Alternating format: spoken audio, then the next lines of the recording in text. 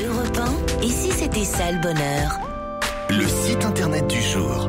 Puisque c'est Guibert qui est en ligne avec nous, qui est cofondateur du site www.tricount.com. Je le fais évidemment avec l'accent, qui est un site qui pourrait potentiellement révolutionner ma vie. Bonjour Guibert. Bonjour.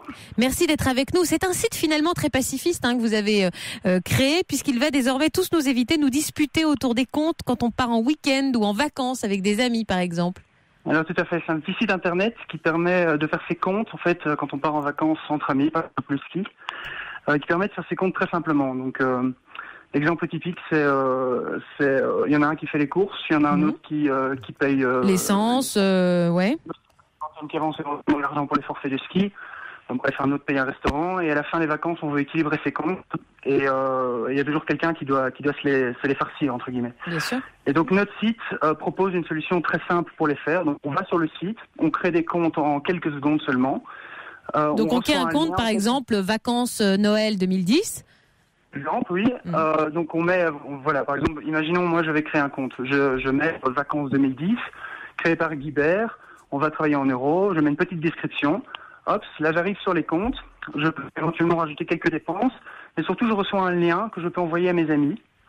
Donc un lien que je vais mettre dans un email et mes amis vont cliquer dessus. Et quand ils vont cliquer dessus, ils vont pouvoir directement accéder au compte. C'est un réseau social de maths quoi, enfin avec des... Ça résout le problème des maths en fait liés ouais.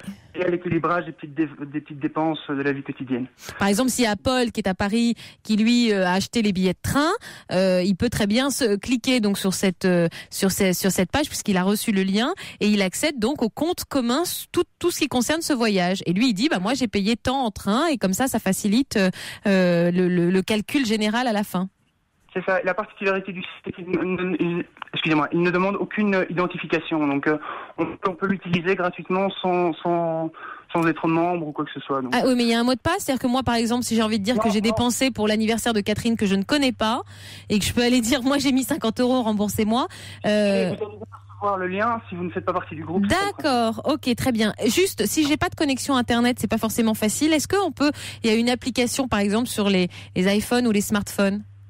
Oui, pour l'instant, on a une application iPhone, donc qui a un certain succès, qui permet en fait de rajouter ses dépenses donc sur ce qu'on appelle un tricount, donc c'est un compte partagé au cours de l'activité, mais sans avoir de connexion Internet. Donc, si on a l'application iPhone qu'on peut télécharger gratuitement, on peut donc faire un tricount sans être connecté à Internet.